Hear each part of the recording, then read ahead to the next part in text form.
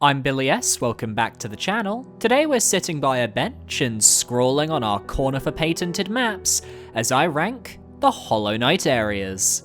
Metroidvanias are fascinating because they come from two different series, Castlevania with a focus on combat, and Metroid with a focus on exploration, and I think this genre lives or dies by its world design.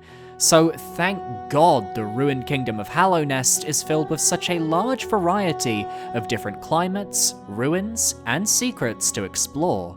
From the dusty caverns of the Forgotten Crossroads to the lushness of Greenpath and the Queen's Garden, to the mechanical whir of the Crystal Peaks, there's something for just about everyone.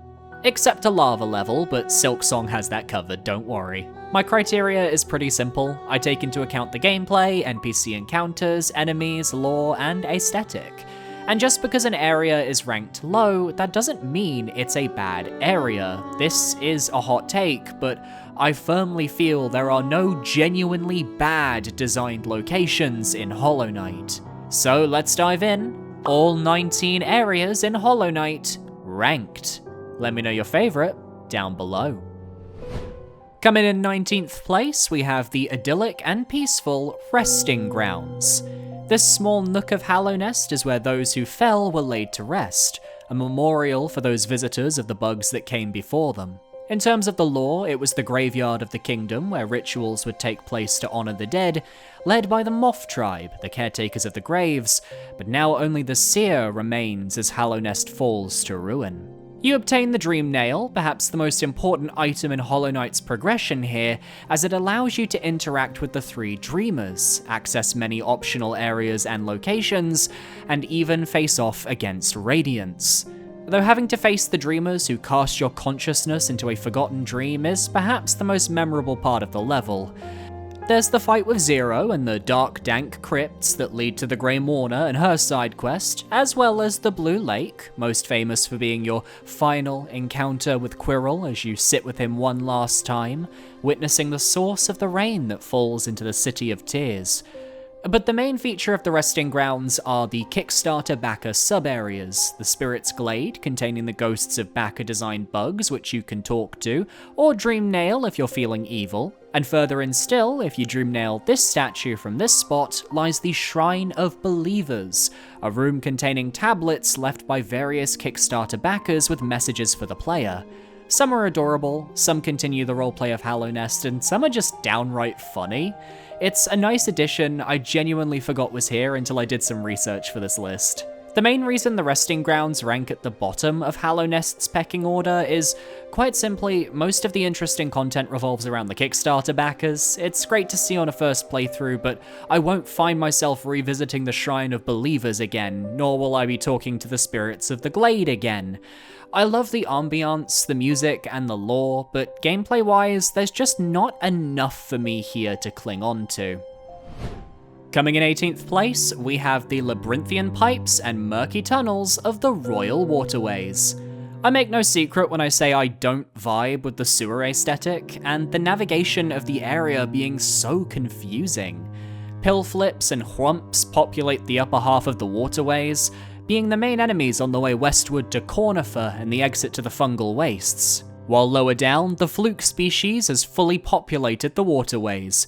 Breaking down into their hidden area, you have to wade through disgusting eggs and a host of the horrifying enemies, and those screams that echo in my head until you find the mother fluke mom and put that breeding behemoth out of her misery. The flukes also reach towards the junk pit added in the Godmaster update, with tunnels filled with fluke mongers blocking your path. The City of Tears rains so much that the waste is flushed away, and everything eventually ends up in the junk pit, where a single fluke hermit exists, still sane and sentient. I enjoy the eastern side of the Royal Waterways more, as you face off against the Dung Defender for access to Yzma's Grove, which is a fun sub-area that has you facing off against City Knights to gain Yzma's Tear. This allows you to swim through acid, opening up exploration in other areas tremendously. It's actually impressive how well the Royal Waterways nails its ambiance and design, being this disgusting series of tunnels that you don't want to stay in longer than is needed. Except unlike Deep Nest, which also actively tries to freak out the player, the Royal Waterways was too maze-like and cramped, stunting the level design. And obviously it doesn't have any exciting lore, as it only really got expanded upon with the addition of the Godmaster Junk Pit, and was entirely carried by Dung Defender and Yzma for the longest time. As such, it languishes near the bottom of the kingdom and the bottom of my list. If it's not already clear by now, I need Metroidvania areas to have both strong gameplay and a strong aesthetic. If it lacks in either area, it'll either be a slog to play through, or just not very memorable. Sadly, number 17, The Ancient Basin, didn't seem to get the memo. Now for what it's worth, I see what the developers were going for. This was once the location of the White Palace after all, and I imagine back then, the caverns were awash with bright white light, and by contrast, the ancient basin is dark and black, allowing for the orange of the infection to stand out as you travel westward to obtain the Monarch Wings. Which is all well and good, but the actual level design feels a bit plain as a result. There's not much in the way of making the ancient basin feel like its own area, instead being this weird transitional location. From here, you can go back up to the City of Tears, you can go to Deep Nest, Kingdom's Edge, the White Palace, and the Abyss. I do like that the main explorable segment features the Morlock enemies in various different situations, asking the player to adapt and overcome to reach the Broken Vessel boss, but even then, it's a small loop. Open a shortcut, you're at the boss. I want more substance. Have more ruins beyond the palace grounds that tell the tale of the ancient civilization that was down here. The addition of the hidden station was a good call, wasn't in the base game, but they added it in the first DLC update, which makes traversing to and from the ancient basin much easier. And it acts as a reward, as to reach the palace grounds and the station, you have to obtain the Monarch Wings first from this area's boss. The main reason this area ranks over the Royal Waterways though is that I recognize the developers did what they could with the Ancient Basin, as it was a late addition to the game. Originally, this area was meant to be a lava location called the Forest of Bones, which would be this expansive, explorable area that would link to the Dreamer quest for Hera. But the scale of the area was just too much for development, so they had to patchwork the Ancient Basin to fit in with the lore instead. I think they did a decent job, and I respect it. At number 16, we have what some would consider to be a sub-area. It's the Dreamland of Godhome. This ethereal golden structure is within the mind of the Godseeker who, carrying their kin in this dream, seeks to attune to a new god after their original gods forsook them. And so you have many exciting destinations to visit, from the 5 pantheons, each allowing you to reface a series of godly beings, to the Hall of Gods, where you can practice against each fight as long as you want. More games need a boss rematch function, and the addition of Ascended and Radiant variations gives players a ton of extra content. Then there's the Hidden Land of Storms, only accessible by completing every pantheon with every binding, where you'll find the Weathered Mask amidst the husks of the Godseeker's original gods.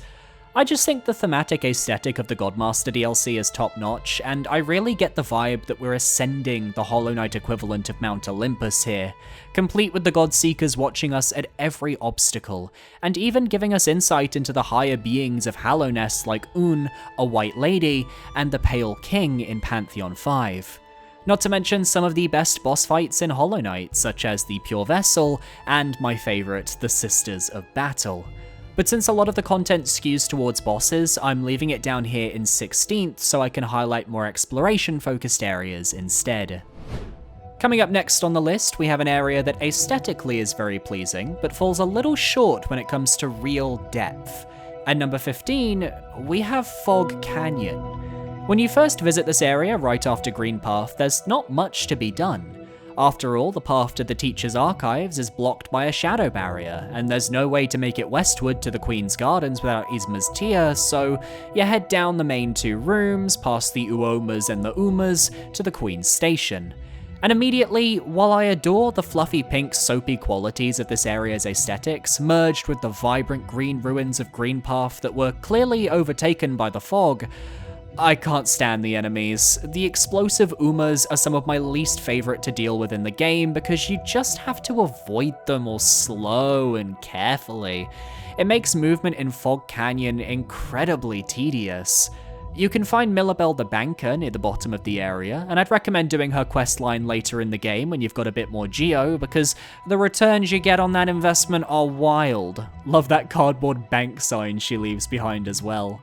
Returning later in the game, the main focus of this area is the Teacher's Archives. It's the culmination of Quirrell's plotline, the location of one of the three Dreamers, and the area's boss fight with Umu. But even then, the archives themselves are just a series of corridors leading down with charged Lumafly swarms littered throughout. I almost wish the archives was its own dungeon with its own unique enemies, puzzles, and sub-areas to explore, but what is there is satisfactory. Then there's the left side of the canyon, where you can find the Overgrown Mound and the Howling Wraith spell, which is IMO the best of the bunch, before leading to the Queen's Gardens. It's similar to the Ancient Basin in that Fog Canyon is really a transitional area, but happens to have a bit more substance to it due to the archives. If only I enjoyed navigating the canyon and its many explosive traps. That one room with the charm notch is utter hell. I just think a bit more enemy variety would have gone a long way, but what is here does work well enough. Coming in at number 14, we have the Infected Crossroads. I decided to split this and the Forgotten Crossroads into their own entries because I feel like the change in enemy type, certain passages being blocked off, etc., and just the overall vibe warranted separation for me. This is the first area of the game, except it's been overcome by the infection, that sweet sickly scent wafting out of the well towards Dirtmouth. The only people willing to deal with all this horror being Salubra in her little shop with her incense and her spices, and the shaman of the ancestral mound. Once the infection takes hold, the area becomes a landmine to explore, triggered by either collecting the Monarch Wings or killing one of the three Dreamers. The path upwards to the Stag Station is blocked off, as is the western wall of the False Knight Arena. This is likely to force the player to explore around the crossroads if they want to face the failed champion dream fight, which is worth exploring and reaching. You get to see the upstairs of that area where the Maggot's brethren are giving him a funeral, which you ruin, by the way. I do like that if, for whatever reason, the Ancestral Mound shortcut wasn't opened before, that it's opened following the infection, as there's no other way to enter. Beyond all this, there's the Aspid Nest Room, which, while you can reach prior to the area being infected, is more befitting of the Infected Crossroads due to its infectious design. The mother aspids be pumping out the babies from here, and luckily I arrived with a heavily upgraded nail and mowed through the lot. This area with a less powerful nail can be painful, as aspids are generally a difficult enemy to deal with at the best of times. Thank God there were no primal variants. The rest of this infected area is defined by the new enemies that replace older ones. Furious Vengeflies that explode seconds after death, so keep away from their corpses. Speaking of explosions, the Violent Husk does this as their main attack, rushing enemies and watching the sparks fly. In the vertical room next to Grub Home, the Gruzzers are replaced with infected volatile ones that drip infection orbs beneath them, making the room a little more dangerous to traverse. And the Leaping Husks are now turned into slobbering husks that don't jump because they're too heavy, and instead spit corrosive blobs. It's all grim and horrifying, taking what was considered a safe place that you've likely explored top to bottom, and completely molding it into a dangerous hellscape. It makes stopping the infection all the more personal, and had we had more optional locations open up due to the infection, I could be convinced to rank it higher. Next up on our list, we have an area that sorely needed an upgrade following the original base game release. An area that had collectibles to find, rooms to explore, and yet felt empty and generic, without a conclusion to make it memorable. So thank God Team Cherry looked at number 13, The Hive, and said, yeah, we can make this better. In the original release, the Hive was just that, a normal hive. The aesthetics were really bland, only focusing on the traditional generic aspects of bees, honeycomb, and honey. But there was something good here. The enemies were great to fight, from the baby hivelings that litter the rooms wandering aimlessly, to the hive soldiers that are able to turn themselves into drills of absolute destruction in their attempt to remove intruders, all the way to the big barra bees themselves, the hive guardians, the chonkers with their gargantuan size that can destroy any platform and break open walls to reveal a mask shard. Also, they do 2 masks of damage if they hit the knight. Fun! But it wasn't until the Lifeblood update that they injected some lifeblood, as it were, into the hive, revamping the visuals by showcasing the bees as a more advanced civilization. Furniture was added into the backgrounds of certain areas with the traditional honeycomb shape, and bookshelves and lanterns were erected. Obviously, these were added because they wanted to flesh out the hiveling hierarchy with the introduction of the new Hive Knight boss, who protects the corpse of the queen, and the Hiveblood charm, a must for any White Palace adventurers. After all, there had to be more humanoid hivelings who used that furniture who worked alongside the hivelings we already knew. My only complaint, and it's a minor one, is the run back to the Hive Knight through the hive. You have to go through almost every room, even with the unlocked shortcut to make it to the boss, and if you don't have the Dream Gate, which you likely won't because that costs 900 essence, you're running past those bees every single time. I respect that each bench was placed in Hallownest's worlds with intention, and I enjoy that the bench we get in the hive has to be broken free from honey, but I don't know, I feel like the queen would have a bench or 2 for visitors to the hive waiting to have a word for her in the throne room. That's just me. Ultimately, while I love what they did with the hive, it's an area fully disconnected from the rest of the game's world. The bees barely drift towards Kingdom's Edge, and the spirit of the queen even admits that she doesn't want anything to do with Hallownest's bullshit. To rail against nature is folly, all things must accept an end.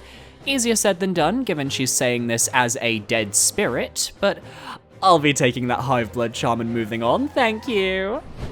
Speaking of moving on, let's go to the complete opposite end of the world in terms of both direction and depth, to take a look at the simple yet surprisingly interesting number 12, the Howling Cliffs.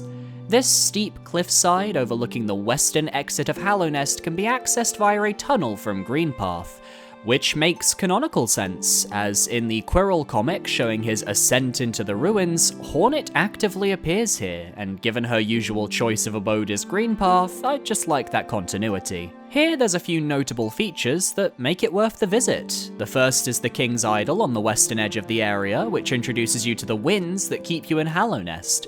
Those that leave lose their memories, destined to wander the wastes.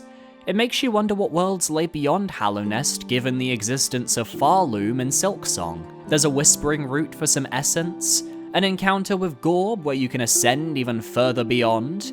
You can meet Marto, the Nail Master, who adopts you because found family is one of my favourite tropes. Sometimes it's nice to just sit down with Dad for a few minutes. There's Joni's Repose, a darkened cavern you have to platform through to reach a room filled with lifeblood butterflies and Joni's blessing. It's a really sweet moment, and Joni herself is jovial as ever. I love her sass, especially after seeing her backer concept art. The Stag Nest is technically an area in the Howling Cliffs, which you can find after unlocking every other stag station, and here you find an empty stag egg and a vessel fragment. But most importantly, you can find the Nightmare Lantern to summon the Grim Troop, placed so out of the way that nobody would find it accidentally, but you do. And the theatrics will begin, oh yes they will. You also need to come back here should you choose to banish the Grim Troop, but that decision is entirely on your shoulders. I just love that we get to explore the area from the opening cutscene before the night drops down into the King's Pass, including being able to make that same drop or Crystal Heart your way straight to Dirtmouth. A really cool area with so many small trinkets and secrets to discover, and while it's not winning any awards, it's just a solid vertical slice of Hallownest that you can relax in while avoiding the more difficult stuff lower down. I especially love that the enemy variety is the same as the King's Pass, as it wouldn't make sense to place high-level enemies here when we know most travelers have to pass through this area to get to Dirtmouth. The world building. I see you, Team Cherry, I see you. From the top to the bottom, it's time to delve into the deepest depths of Hallownest, for far below the ancient basin lies number 11, the Abyss, and below it still, the Void. This darkest of locations is hidden behind a door branded with the mark of the Pale King, and only a vessel worthy enough can reopen the door and explore below. It's clear that there was once a civilization down here if the lighthouse and the corpse found where you get the shade cloak are any indication. There was even a DLC goal that was never met that would have had us exploring beneath the lake and into the depths further below. It reminds me a bit of the Void Sea concept from Rain World, for those of you who've played that. The Abyss is a location where you obtain some of your strongest abilities and discover the truth of your own creation, such as the aforementioned Shade Cloak found across a lake of void, accessible after using the lighthouse nearby to calm the tendrils below. Siblings that float aimlessly until they spot you, doing 2 masks of damage upon contact, building up and up, a real threat to the player. The path to the left where you can upgrade your Howling Wraiths to create the Abyssal Shriek, a spell that's extremely useful when dealing with many of this game's bosses. Or what of the Lifeblood Chamber, where after some fun tricky platforming, including an arcane egg you better grab before you get the charm at the end, you can see a creature just behind the altar, a living being that fuels the lifeblood around here. I like the path up from the Abyss, a true platforming challenge to escape unscathed, and one that is repeated when you obtain the King's Soul charm and discover the birthplace. An egg the knight was seemingly born from, the interactable cutscene that follows of you climbing the Abyss but failing to escape before the Hollow Knight beat you to it is so powerful. And when you climb back up, it's Hornet waiting for you there, confident now in your skills and willing to support your cause. This very easily could have been an area with minimal gameplay, focusing entirely on story, but no, there's a decent amount to do, and unlike the Ancient Basin, everything feels meaningful down here. It's the right way to do a mysterious area, and I look forward to seeing if Silksong has a similar moment in its story. Happy holidays, viewers! I am trying to reach 20,000 subscribers on this channel by the summer of 2024, and I know we can do it. See how many of you guys aren't subscribed right now? We need to fix that. So be sure to parry that subscribe button to stay up to date on all of my future gaming content. Back to the video. Starting off our top 10, we have to take everything we know about Hollow Knight and turn it on its head. A Metroidvania with a robust combat system featuring various charms, upgrades, and spells? Nay, this is Super Meat Boy, motherfucker. At number 10, we have the White Palace.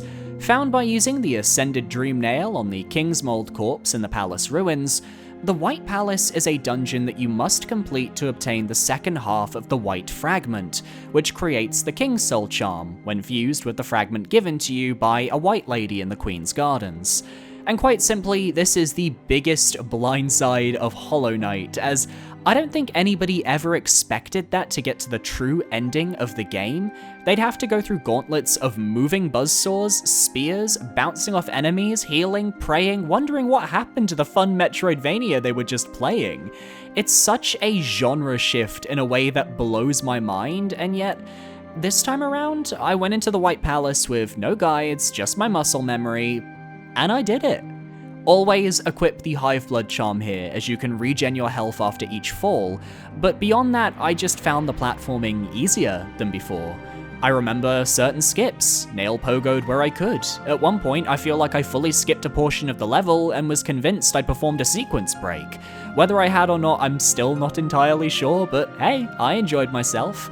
Dodging your first buzzsaw is exhilarating, and the game gives you enough checkpoints to catch your breath, soul to revive, and puts trust in you, the player, that you can overcome these trials. Of course, there's more for the crazy players who decide they want a little extra. In the Grim Troop DLC, they added a sub-area called the Path of Pain, and while I didn't record it for this video, I can confirm I've beaten it in the past, and it truly is one-of-a-kind platforming. The hardest stuff you'll ever perform in Hollow Knight without veering into mods. It's so cruel how at the very end they throw 2 King's Mold at you. Imagine dying there, I would break a table. Oh wait, That happened to me once! The White Palace takes all your movement tools and asks you to master them, and if you can handle it, the rest of the game on replays will become an absolute breeze. If Godhome is the ultimate test of combat, the White Palace is the ultimate test of platforming, all set to one of the most serene OSTs on the soundtrack. What contrast, am I right? I assume all the obstacles are figments of the imagination and not actually how the real White Palace was built, but now I just imagine this gigantic fortress of death, and suddenly I get why the Radiants might have been a bit peeved at the Pale King. Clearly was a man who threw his weight around for the finer things in life. From an area that focuses entirely on platforming, to an area that somehow challenges both platforming and combat in an endgame capacity. At number 9, we have the Queen's Gardens. Found to the west of Fog Canyon, beneath Green Path, the Queen's Gardens are the clear source of the greenery. Land once owned by she was forced out by a white lady who decided to #renovate the space into something a bit more modern, a bit more chic, setting up a stag station, some buildings, and a whole host of metallic platforms that are now rusted and ready to drop at a moment's notice. Remind me why we like a white lady again? She kicked out of her ancestral home and has locked herself up in her vacay villa because she has a voracious desire to breed. She's just Fluke Mom without the holes. Yes, the Pale King and a white lady have layers to their actions, and I respect it, but she didn't need a vacation home, I'm sorry. Anyway, the Queen's Gardens are a mix of platforming and tough battles as you face off against the banished traitor tribe of mantises. The melee-based mantises are worth practicing against, as the Traitor Lord boss in this area utilizes the same moveset. Then there are the platforming rooms with those metallic floors, and I'll be honest, I struggled in the past here, and I still struggle to this day here. Some of the later segments in the gardens are brutal. This one room in particular has always been the death of me. The goal of this area is to meet a white lady, but there are alternate paths to explore. Exits leading to Green Path and Deep Nest, a corpse you can find containing the love key needed to access a secret boss, and a deadly game of Mamu Dodgeball. I like the way this area is formatted. You can find a scenic bench midway through, with the main challenge coming from the stag station being locked up. You have to make your way around through a ton of Mosskin-type enemies to access the station and unlock the safety of that bench. And even then, you have to platform upwards, past a shadow barrier, and that one room I dislike, to reach the boss and a white lady. It's also the end of Cloth's storyline, which is somehow both sad and sweet as she fatally finishes off the Traitor Lord, then joins her beloved in the afterlife. I like the Queen's Gardens a lot, especially the music, but I think the overabundance of thorns really turns me away, as I just don't enjoy how easy it is to accidentally brush up against them, or mistime a dash because I forgot I had Sharp Shadow equipped. Skill issue, I know, but it's been my experience with this area every time I played, and I don't think that's ever going to change. If there's one area that nails atmosphere above all others, it's my number 8, Deep Nest. So I'm an arachnophobe, I absolutely hate spiders above all else, so you can imagine my absolute horror in 2017 when I walked into Deep Nest and was immediately greeted with the horrid sound of skittering bugs and oppressive ambiance. It put me on edge from moment one. Conifer is hidden behind rocks, for goodness sake. And every single room, and I mean every single room, has that same maze-like quality we got from the Royal Waterways, except this time we have a little bit more space to move around in. Rooms filled with scuttling little weavers, deeplings, and deep hunters, corpse creepers that spring up from deceased husks with a horrific sound and even more horrific movement. All the while, dirt carvers appear from below ground through Deep Nest, ready to hit you with some surprise damage when you're least expecting it. The sound design is on point, as I genuinely want to take off my headphones every time I enter Deep Nest. The way they use the foreground and the background, having bugs crawl across the screen, is genius. And when you get to the more western side of Deep Nest and the little weavers crawl into frame from shadows on the screen, it made me shit myself. You're never safe in Deep Nest, aside from a single lone hot spring you drop down into, where you can then later vibe with Quirrell before venturing off into parts unknown. From the dilapidated failed tramway in the upper reaches where you can obtain a tram pass, to the optional boss battles against Galleon and Nosk, to the hidden Weaver's Den that hints at aspects of Hornet's backstory and people. There's so much to see and explore, alongside a few fun challenge rooms such as this one where you ride a Garpede across a series of platforms with your nail. As you get further in though, the danger ramps up. Floors crumble to spikes, more enemies appear to ambush you, stalking devouts block tunnels with their double damage dealing claws. And yet it's the distant village that's the most curious location of them all. Here you can find a stag station, though the bench is broken beyond repair. So instead you head into the webbed citadel of the Beast's Den, where you're accosted in one of the creepier scenes in Hollow Knight, before doing a Bilbo escaping Mirkwood sequence where you have to battle your way from the depths of the den. I just wish we had a boss fight to cap off the area before Hera, as she's the only dreamer you technically just find? No boss guarding her? I like the addition of Hornet being here if you've progressed her questline far enough, where she allows herself a chance to mourn the loss of her mother. Deep Nest lives and dies by that initial exploration on your first playthrough, when you have no clue where you're going or what awaits you around the next corner. Yet it's also the only area of the game where on future playthroughs, I still find myself getting turned around and lost. Fitting for a Dark Nest that prides itself on being separated from Hallownest, even if Hera's decisions keep them interlinked with the kingdom's fate. We're reaching the peak content now. No, I mean we're literally reaching the peak content right now, as at number 7, it's Crystal Peak. To the northeast of the kingdom, there lies a mountain filled with glowing pink crystals, each containing a heat, a power that was once used as an energy source throughout Hallownest. And yet, under the wrong hands, that heat can be dangerous, searing our character as we dash through the crystals, avoiding lasers and miners alike, as the husks of those crystal miners who once worked here are imprinted to continue their job forevermore. Naturally, I can't mention Crystal Peak's lore without bringing up Myla. This chipperbug works away at some pink crystals near the Forgotten Crossroads, but as the game progresses, she steadily begins to lose herself until she's completely overcome by the infection. Though I run with the headcanon that should you let her live in your playthrough and defeat Radiance, that she recovers, survives, and lives a long, happy life. Let me just huff that copium some more. I love the Crystal Peak because it's an entirely different ecosystem to the rest of the game. It's mechanical and jagged, filled with conveyor belts that carry you upwards, presses that can crush you in an instant, rotating platforms, darkened caverns, and creatures that have adapted to their environment. It's home to one of my least favorite enemy types, the Crystal Hunters, whose projectiles get me every single time. They always fly just out of reach so you can't hit them, and they drive me up the wall. I really like the sections with the Crystal Crawler enemies though, as they act as walking laser beams, creating some great timing-based platforming as you ascend. Then there are the boss fights against the Crystal and Enraged Guardian, which feel right at home here in the Peak, and reward you with a bench when you win the first time. The entire sequence to obtain the Crystal Heart is some of the best mid-game platforming you can experience, dashing to and fro between lasers and across conveyor belts. And this area has more secrets if you return after collecting the Monarch Wings, an entire section of the level leading up to Hallownest's crown where you can find an extra grub, some dream root, and most importantly, a pale ore sitting at the base of a gigantic statue of the Radiance, the only imagery of our final boss that I recall finding in Hallownest.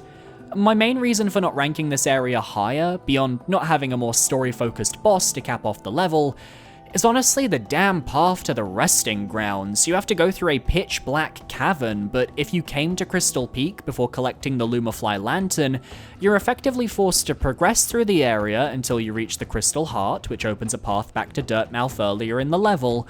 Only on my first playthrough I didn't realize this, and to my immense shame, I rage quit the game.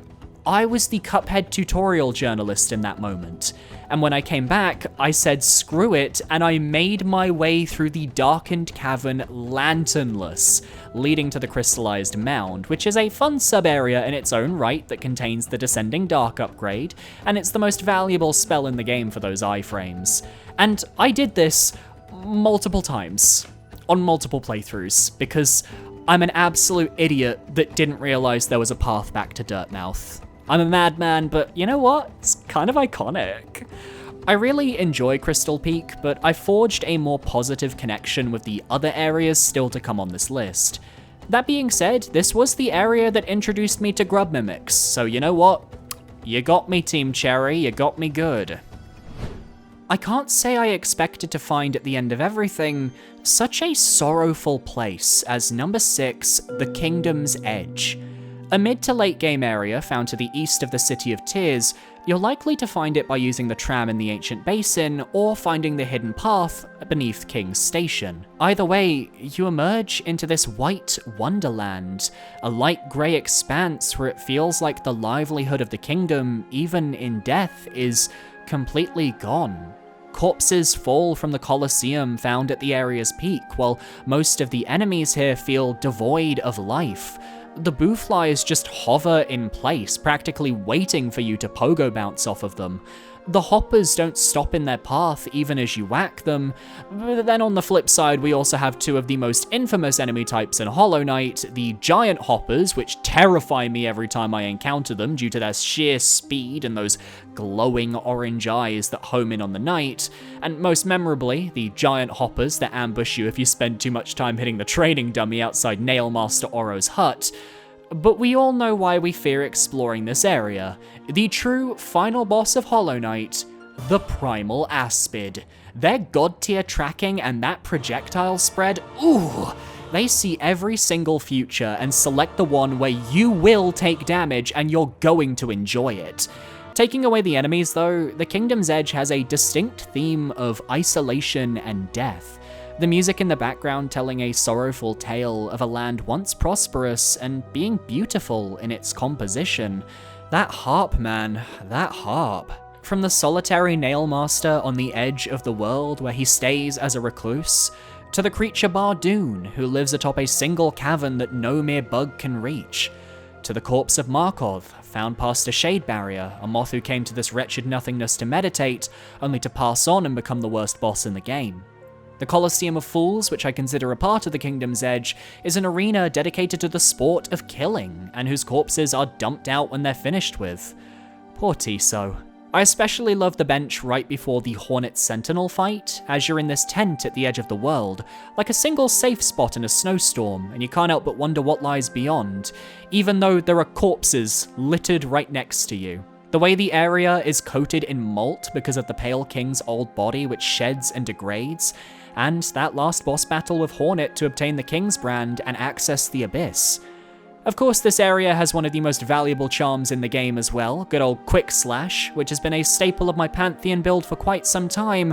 All of this and more makes Kingdom's Edge just so memorable to me.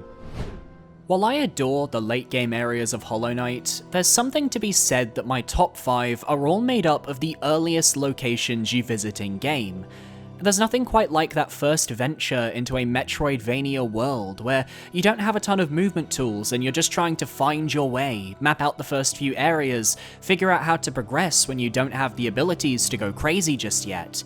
I think it also allows you to really appreciate each area more, hence why, at number 5, we have the Forgotten Crossroads. Found beneath the Well of Dirtmouth, this winding, twisting series of corridors and caverns is your first experience with Hollow Knight's world, and I think it's genius in its design. It's all open to you, with various different paths to explore. Go to the right and you'll find the Temple of the Black Egg, and your first encounter with the best character in the game, Quirrell, your first grub, and Myla, before reaching a blocked-off passage forcing you to head left. To the west, you find Grub Home and that giant vertical room that splits off across Hallownest. The way to Green Path, the Brooding Morlock, and another path leading eastward to the other side of that blocked-off passage from earlier. You reach the bottom and meet Cornifer, who sells you your first map, and you quickly realize this game is here to teach you about navigation. You can barely see areas of importance, like the Arena of the False Knight, and it convinces you, hey, maybe I should head that way. But you'll constantly be sidetracked by optional paths, grubs to save, the Gruzmother to fight, saving Sly, unlocking the Stag Station. There's just so much to see and do, that by the time you make it to the False Knight, you've likely gone down every path, explored every nook and cranny, and you're rewarded with an epic boss fight, a ton of loot, and a new spell in the Ancestral Mound, complete with its own tutorial dungeon to let you know how the spells work. It's also tightly woven together in such a way that everyone has a similar first experience in the Forgotten Crossroads, as the developers guide you along the perfect path needed to enjoy each location. There are enough grubs to get you started on collectibles, multiple mask shards, and a vessel fragment hidden away for players to find on revisits, and the game railroads you down to Green Path at the end. It's so chill and relaxing with a nice variety of enemies and husks to face, which get expanded upon in its infected variant we covered earlier in the video. And more than anything, I just love the trope that you find the final boss of the game right at the very start. The Temple of the Black Egg is a stone's throw away from town and sets up your ultimate goal from the very start. I can tell you the whole layout of the Crossroads, and I adore its structure and level design, but I do have two complaints. One, the toll locking off Crystal Peak, because the machine can only be seen in the dark. You can't open it even if you have the Geo and you're on the Crystal Peak side. I think that's really dumb. And also, the tram to the resting grounds. It makes sense from a lore perspective as to why it's there, but I don't think anybody has ever used that tram for actual gameplay. Anyway, that's my nitpicking out of the way. Forgotten Crossroads is brilliant, I just think the other 4 areas on this list are better. I don't know how people will react to this pick, but anybody who's seen my Soulspawn rankings knows that when I think a hub area is good, I will give it the props it deserves. At number 4, we have Dirtmouth, the Fading Town. The best way to describe Dirtmouth is that of a Midwestern mining town that's long fallen to ruin. There are homes open for those that want them, and few bugs remain to keep the place bustling, but it's a far cry from its former glory. In its heyday, Dirtmouth was a place of respite for travelers looking to explore Hallownest, or those looking to get to work in the mountains. Yet now, with the bridge to the entry gate crumbled, the door to the outside sealed shut, and every path down barricaded aside from a simple well, all that remains is the lone elderbug who greets every traveler while knowing he won't see them for long. We arrive at the King's Pass, and I like this little brief gameplay segment as you kill some simple enemies, nail Pogler over spikes to get the Fury of the Fallen charm, and collect some Geo before breaking open the gate to Hallownest and dropping into the town below. The music is haunting yet welcoming, capturing the essence of this fading town to perfection, and it's a melody that hasn't left my mind since 2017.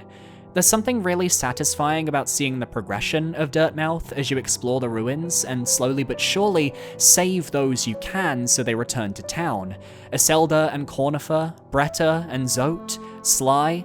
You can find Tiso here before he sets off on his journey, and Cloth can be found here if you don't follow her questline to completion. Then there's the Grim Troop, who arrive following the call of the Nightmare Lantern, with Grim, Brum, and Divine, making for a lovely trio that completely flips the atmosphere of Dirtmouth on its head. Popping back after a long excursion to pay Sly a visit for more of his wares, or purchasing a map you might have missed from Iselda before sitting down at the bench to rest, is the sort of experience I remember vividly. But and perhaps it's crazy to rank an area this high because of one character, it's the Elderbug that brings Dirtmouth together. He wants nothing more than to have a community, to see people flourish in the town and break up the monotony of life. He's pessimistic, having seen everyone he's ever known drawn into the well and down into Hallownest where they met their end. And yet, even with dark thoughts, he never falters on his commitment to stay above. In a way, he's the strongest bug of the entire cast, and it brings me great joy when I can bring him a delicate flower and reignite some of that hope within him. Dreams might not be so bad after all, and the promise that both he and the knight can enjoy that flower whenever the knight returns is extremely touching and sweet. I only want the best for this man, and I hope following the events of Hollow Knight and the eradication of the infection that he's able to see Dirtmouth begin to flourish once more. In the banishment ending of the Grim Troop, you can even get him a musician whom he takes a great liking to, as Nim plays an accordion that brings a little more light to the town. This isn't an area that's lauded for its gameplay, but as a hub area, it succeeds in every aspect. feeling comfortable, safe, and is a great spot to rest.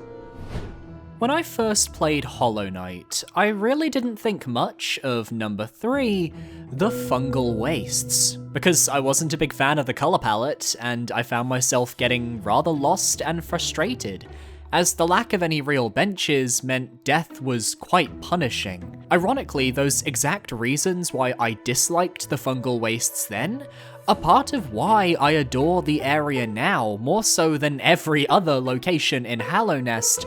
I feel like the Fungal Wastes prioritizes vertical exploration, something that's been on the back burner up to this point. Enhanced by the bounce shrooms and the way you twist and turn your way through the wastes, going up and down, down deeper, and then climbing back up from the depths. This area is split into 2 distinct sections, that of the main fungal caverns, which is where the first 2/3 of the level take place. Here you'll face creatures such as the shroomals, or the fungified husks and fungoons that float in the skies. Enemies become a little tougher to deal with some gaining ranged attacks, and in some areas you deal with sporg plants that fire attacks that deal 2 masks of damage, devastating in the early game. And yet the music here is very chirpy, very upbeat, giving exploration the sense of fun as many of the mushroom enemies have chipper voice lines as they attack. It all makes for a great ambiance, especially in areas where you've got sizzling acid bubbling in the background, like the rooms leading up to Leg-Eater and his amazing charms. But while I love the exploration of the fungal wastes and making my way back around to open shortcuts to the Queen's Station while bouncing around to save grubs and collect items, it's the second half of this area that brings the wastes to a top tier zone. Because if you delve deep enough, you will find the Mantis tribe, and deeper still, their village. These creatures haven't fallen to the infection, as their culture existed long before Hallownest's inception, and thus they never felt the need to abide by the Pale King's rule. Technology? Nah, let's make our homes out of bones. They're dangerous enemies to face, both melee and ranged, and provide a nice difficulty spike for players, as the only way to progress the game is to sneak into their village and collect the Mantis Claw upgrade from one of their storerooms. From here, you can either delve downwards into the heart of the village to challenge the Mantis Lords to one of the best fights in the game, or you can head upwards into a platforming challenge with your new upgrade to reach the City of Tears. You can also rescue Bretta from below the first bench of the village near the Dashmaster charm, which is worth doing as she needs to be saved to access the Grey Prince Zote fight later in the game. And also, saving people is just a nice thing to do. There's also the Fungal Core, a small series of tunnels where assumedly the mushroom creatures of the wastes spawn from. It's perhaps one of the creepiest areas for me in-game, not because it's scary, but because it's unnerving. It doesn't feel like I should be here, and that this little nook isn't for my kind. The Fungal Wastes is a great test to see if a player is going to stick with Hollow Knight, because I feel it's the first location that lets go with the training wheels. Can you handle the enemies and navigation? If yes, you're likely going the distance with Hallownest, and if not, it's okay to bow out. For me, it solidified that I needed to keep going with this fabulous experience. I went back and forth on my top 2 multiple times, but ultimately I came to the conclusion that at number 2, we have Greenpath. Similarly to the Forgotten Crossroads, Greenpath is another area where the game expects you to approach it in a certain way, as you've yet to obtain your Mothwing Cloak and the dash that comes with it. You'll dip and dive through various greenery-filled rooms, slaying elder boulders to even access the area, and deal with new mechanics such as the falling platforms you can cut loose, and a host of enemies that feel designed as traps to catch the player off guard. Moss charges on those long horizontal straightaways, Fool Eaters that snap at players when they pass above or near them, volatile mosskin that explode both as a defense mechanism and upon their death, and perhaps my favourite enemies here, the Moss Knights, who block your way in the last part of Greenpath prior to the Stag Station and Hornets fight. They're super tough to battle initially, and even caught me off guard this playthrough with a death. Greenpath is most famous for its music, which is understandable. It's so bubbly and light, bright and welcoming, which matches the greenery over the dreary Forgotten Crossroads. There are tons of alternate paths to explore both on your first visit and upon a return. Nailmaster Shio at the far side of a tough platforming challenge that requires the Crystal Heart, the Lake of Un, which you can explore once you have Isma's Tear, allowing you to meet Un herself, the Cavern of the Hunter, who gifts you his notebook so you have a permanent bestiary, the Stone Sanctuary, where you face off against No Eyes in the darkness, and what of Zote and the Vengefly King? Will you save him, or will you leave him to his fate? The massive moss charger in the south near Fog Canyon. I always remember this fight because I found it early in my original playthrough and had a tough time, but nowadays I tend to forget it's there until I'm overleveled. Various grubs to find, platforming challenges to handle, thorns stretching across the lower half of Green Path from the Queen's Garden, and yet my favourite part of the area has and always will be that first bench. There's something so serene and relaxing about the vista it introduces, a perfect moment of respite before you begin your chase of Hornet. And speaking of, I love that you can take the usual path through Green Path, or if you think on your feet, you can pogo off a nearby enemy to reach the platform Hornet is first seen on, allowing you an alternate pathway through the first half of the area. Perfect for speedrunners or those looking to get that under 5 hours achievement, all capped off with a brilliant fight against Hornet Protector that I consider to be one of the best in the game despite its simplicity. It's the perfect second area to explore, amps the difficulty up slightly while still allowing the player to make mistakes, and has a satisfying start, middle, and end. But there was one area in this game that blew me away that much more. At number 1, there was no doubt in my mind, it's the City of Tears. Known as the capital city, the heart of Hallownest, this affluent and influential settlement was where pilgrims would travel to so they could share in the glories of Hallownest. And yet, as we learn from the second half of the city, the rich nobility held all the power. Goods were transported from all around Hallownest to the capital, and yet not much was ever sent back. There was a clear class divide and power imbalance that the city folk and the royalty never attempted to solve. Yet now none of that matters. The infection spared no one, striking indiscriminately and without mercy, and the nobility found themselves lost just the same as the common bug.